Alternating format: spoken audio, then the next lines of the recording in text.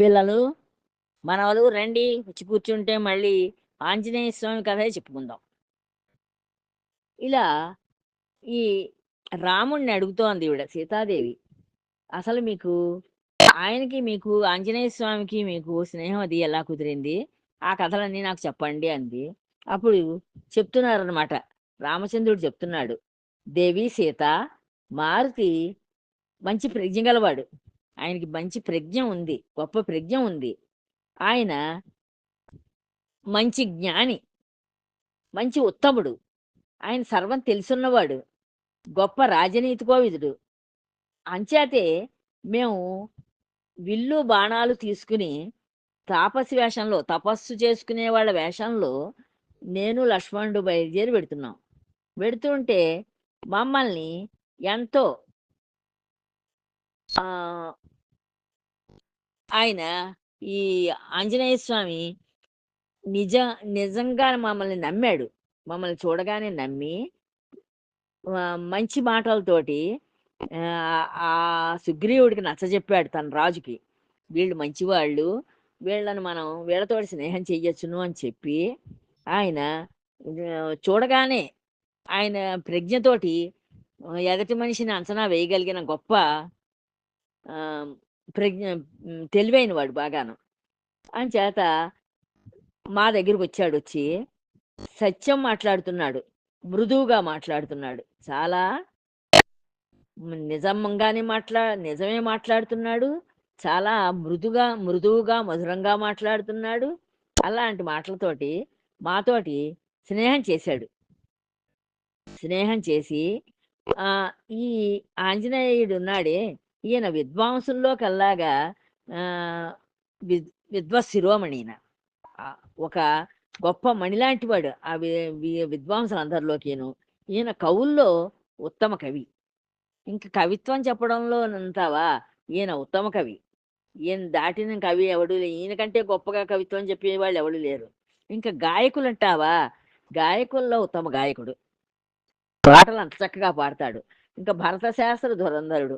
భరత శాస్త్రం ఉంది, నాట్య శాస్త్రం. ఆ శాస్త్రంలో ఈయన్ని దాటిన వాళ్ళు ఎవడు లేరు. అంత గొప్ప భరత శాస్త్రం వచ్చును.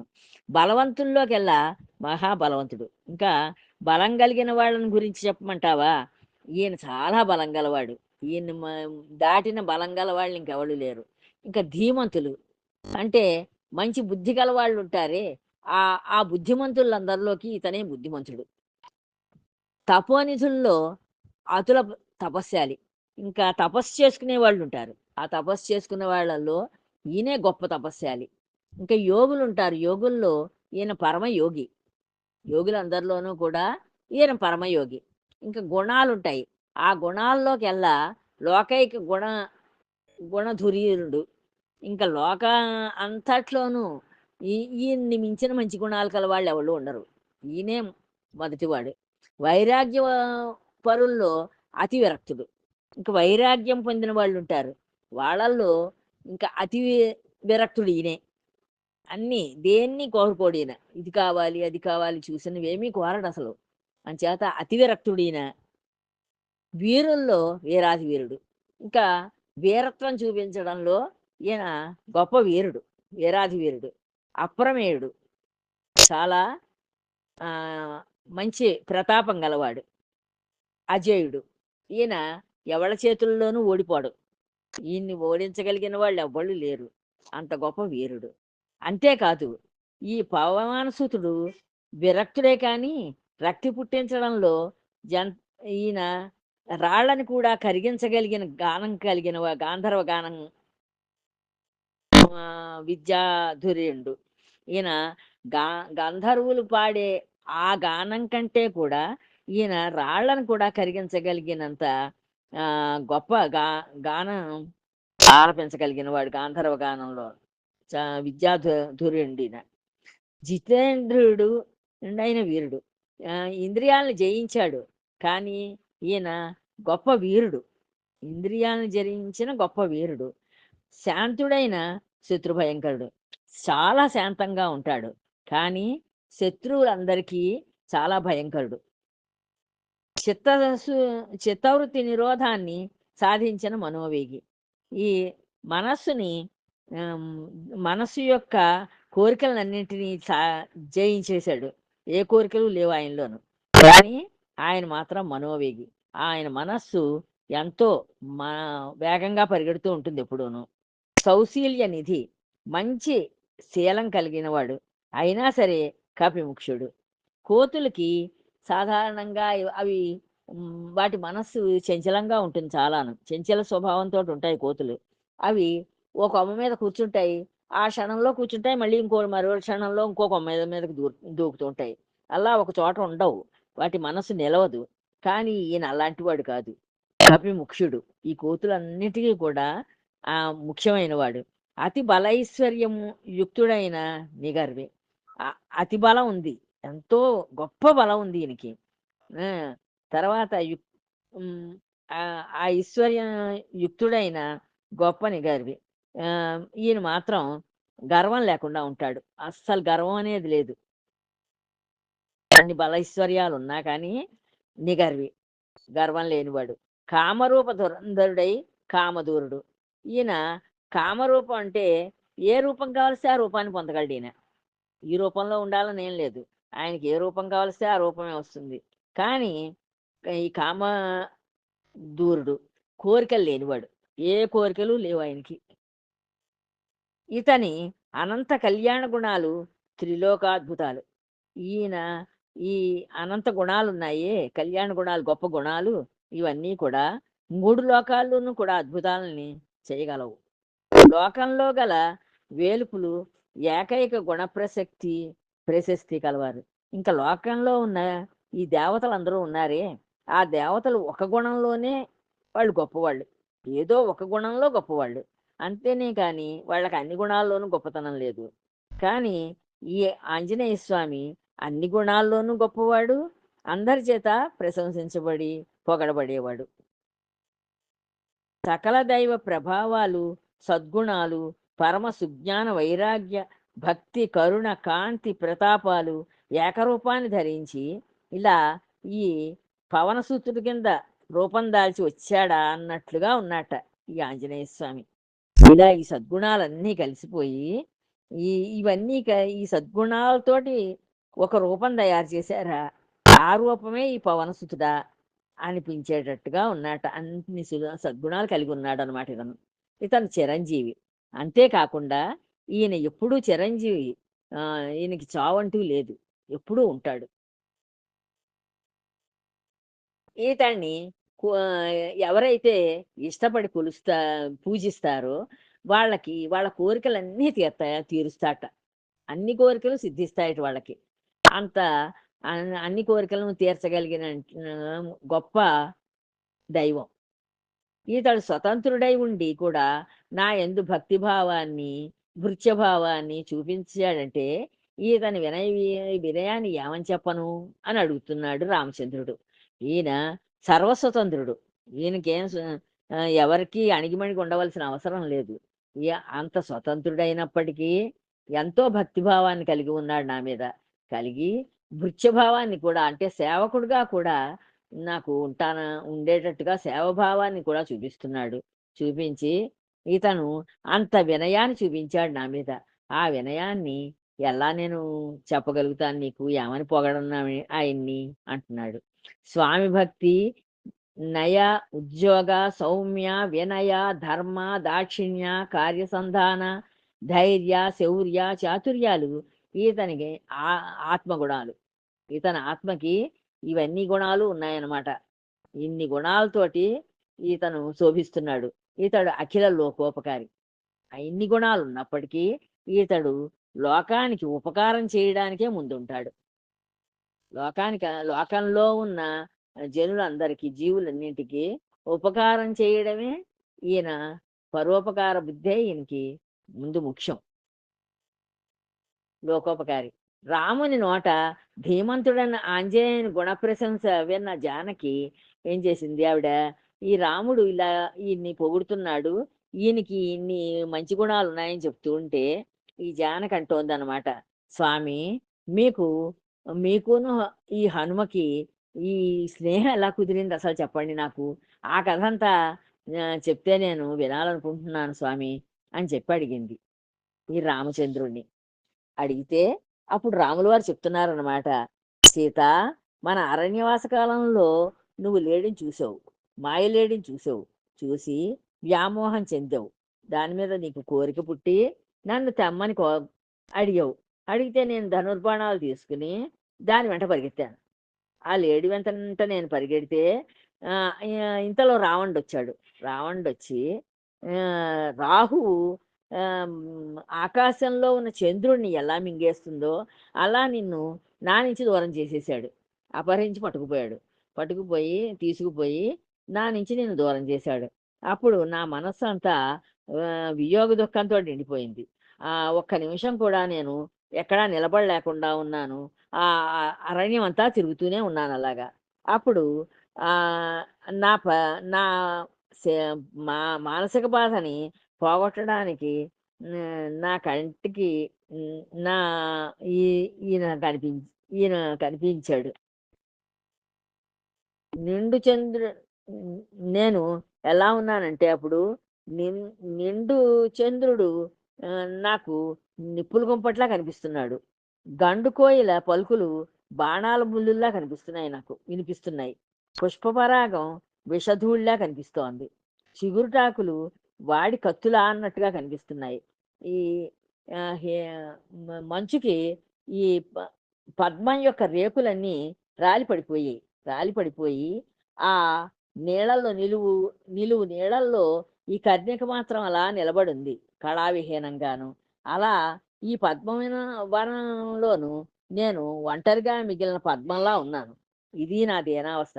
అప్పుడు నన్ను చూశాడు. ఈ నేను నీరసించిపోయాను బాగాను. విరహంతోటి చాలా బాధపడుతున్నాను. అలాగా అడవంతా తిరుగుతున్నాను. ఓ చోట ఉండలేకపోతున్నాను. అడవంతా తిరుగుతున్నాను. అప్పుడు నన్ను ఉద్ధరించడానికి వచ్చిన నావలాగా అక్కడ కనిపించాడు ఈ హనుమ. ఈ ఆంజనేయ స్వామి నాకెలా కనిపించాడంటే, నన్ను ఈ ఈ దీనావస్థ నుంచి కాపాడడానికి వచ్చిన ఒక నావలాగా ఈయన నా ఎదురుగుండా నిలబడ్డాడు. ఈయన్ని చూశాను నేను. చూసి అహో! ఏ ఏమా రూపం? నాకు ఆశ్చర్యం వేసిందనమాట ఆయన చూడగా నేను. ఆశ్చర్యపోయాను. ఆశ్చర్యపోయి ఏమిటా రూపం ఏమిటి? ఏమో ఆ బ్రహ్మచారి తేజస్సు. ఆయన లోంచి ఆ బ్రహ్మచారి ఎంత తేజస్సుతోటి వెలిగిపోతున్నాడో. ముత్యాల హారాలు వేసుకునున్నాడు. ఆ! వెన్నెల తీగలా వెలిగిపోతున్నాడు. ఒంటిపోచ జంజ ఉంది. మేలైన చక్కటి సరిగంచు పట్టుపంచ కట్టుకున్నాడు. ఎర్రని పట్టుపంచి కట్టుకున్నాడు. మీద ఆ పట్టుపంచ మీద 3 పేటల మొలతాడుంది. బంగారు మొలతాడుంది. నవరత్నాలు తాపిన కుండలాలున్నాయి చెవులకి. ఈ బాలసూర్యుని మించిన ఎర్రని ముఖం ఉంది. అంటే ఉదయించే సూర్యుడు ఎర్రగా ఉంటాడు కదా! ఆ సూర్యుడి ముఖం ఎలా ఎర్రగా ఉంటుందో, ఈ ఆంజనేయ స్వామి కూడా ముఖం కూడా ఎర్రగా కనిపిస్తోంది ఈయనకి. ఎర్రగా ఉంది. ఆ! పసిమి గోచి. పట్టు బంగారపు రంగుతోటున్న గోచి పెట్టుకున్నాడు. ముంజేతికి బంగారు కంకణం ఒకటుంది. తన శరీరం నవ్యకాంతులతోటి బయటి ప్రపంచాన్నంతటిని సో బంగారపు రంగుతోటి నింపుతోందా అన్నట్లుగా ఉన్నాడు ఆ బ్రహ్మచారి. మా ముందు మా ముందుకొస్తున్నాడు. అలా ఉన్న ఆ బ్రహ్మచారి మా ముందుకొస్తున్నాడు. మేము నిలబడ్డ చోటుకొస్తున్నాడు. అలా వస్తున్న ఆ బ్రహ్మచారిని చూసి తమ్ముడిని ఉద్దేశించి చెప్పాను నేను. ఏంటంటే, "సోదరా లక్ష్మణ, చూసావా? మన ఎదురుగా ఉన్న కొండ దిగి గంధసింధూరం రంగులో వస్తున్నాడాయన. నడిచొస్తున్నాడు. సుప్రసన్న శుభదృష్టులతో మన వైపే చూస్తున్నాడు. చక్కటి ఆహ్, ఆహ్, శుభం కలిగించే ఆహ్, క కళ్ళతోటి చూస్తున్నాడు మన్ని. మన వైపే వస్తున్నాడు. నేత్రపర్వంగా ఉంది. నాకు చూడ్డానికి ఆయ ఆయనలా చూస్తుంటే చాలా ఆనందం అనిపిస్తోంది. ఈ వటుకులాగ్రణి రూపం. ఈయన రూపం నాకు ఎంతో నచ్చింది. ఈతడు ఆదరణీయుడు సుమా! ఈయన్ని మనం ఆదరించాలి అని చెప్పాడు తమ్ముడితోటి ఈ రామచంద్రుడు. బంగారు పట్టుగోచీపు కట్టుకున్నాడు, పచ్చటి మొలతాడు వేసుకున్నాడు, ఒంటిపోచ జంధ్యం వేసుకున్నాడు, ముంజేతికి కంకణం పెట్టుకున్నాడు, తారా ధావళ్యాన్ని మించిన హారాలు వేసుకున్నాడు, కుండలాలు కాంతులతో తళుకులీను ముద్దు చెక్కిళ్ళున్నాయి. ఉదయార్కుని ఈ ఉదయ సూర్యుని మించిన వదన కాంతి ఉంది. మన మన బాధలన్నింటిని మనోబాధల్ని తీర్చడానికి శివుడే ఈ వటువు రూపంలో వస్తున్నాడేమో అనుకున్నట్టు ఈయన రామచంద్రుడు అనిపిస్తోంది నాకు అంటూ ముందే శుభవచనాలు పలికాను నేను. అలా ఈయన మనస్సుకి శుభం కలిగింది. శుభవచనాలే శుభం కలిగి అలాంటి మంచి మాటలే మాట్లాడాడు తమ్ముడితోటి. తమ్ముడు లక్ష్మణ, ఈ వటువు శివుడైనా ఉండాలి, బ్రహ్మదేవుడైనా ఉండాలి. లేకపోతే వీళ్ళిద్దరూ కాకపోతేను ఈ ఇతరులకి ఎవరికి ఈ మహాపురుష లక్షణాలు ఉండవు. ఈయన గొప్ప మహాపురుషునిలా ఉన్నాడు. ఈ మహాపురుష లక్షణాలు శివుడికైనా ఉంటాయి, బ్రహ్మగారికైనా ఉంటాయి. వాళ్ళిద్దరిలో ఎవరో అయ్యుంటారు, ఒకళ్ళు అయ్యుంటారు అని చెప్పాడు రామచంద్రుడు. మన పూర్వజన్మ పుణ్యం చేత ఈయన మన దగ్గరికి వస్తున్నాడు. ఇతనితో మనకి సంభాషించే అదృష్టం పట్టబోతోంది. ఈయన బంగారు మేలిమి ఛాయ కలిగి ఉన్నాడు, మేనిఛాయ కలిగి ఉన్నాడు. ఈ వస్తున్న ఇతని శరీర కాంతులకి వనంలో ఉన్న చెట్లన్నీ కూడా బంగారు కాంతిని తళుకులతోటి అవన్నీ కూడా మెరిసిపోతున్నాయట. ఎంతో అందంగా కనిపిస్తున్నాయట. మునిపే ఎప్పుడూ కూడా ఇట్టి ఘనుణ్ణి ఎక్కడా చూడలేదు. ఇంత ఘనుణ్ణి నేను ఇంత క్రితం ఎక్కడా చూడలేదు. ఈతని ముందు నాకు ఈతని యందు నాకు ఇష్టం పుడుతోంది. ఈతన్ని చూస్తూ ఉంటే ఈతను చాలా నాకు ఇష్టడుగా ఉన్నాడు. ముదం హెచ్చుతోంది నాకు. ఈతని మీద కోరిక, ప్రేమ పెరుగుతోంది. నా బాధలన్నీ ఈతడు తీరుస్తాడా అనిపిస్తోంది అని చెప్పి రామచంద్రుడు ఈ సీతా అమ్మవారితోటి చెప్తున్నాడనమాట. చెప్తూ ఇలా ఉత్సాహవచనాల్ని పలుకుతున్న నా చెంతకు వచ్చి చేరాడు ఆ వటువు. ఇలా ఈయన ఉత్సాహంగా మాట్లాడుతున్నాడు సీతాదేవితోటి, లక్ష్మణుడితోటి. లక్ష్మణుడితోటి ఇలా మాట్లాడుతూ ఉంటే అప్పుడు ఆ ఆంజనేయ స్వామి ఈ వీళ్ళ దగ్గరికి వచ్చి చేరాడు.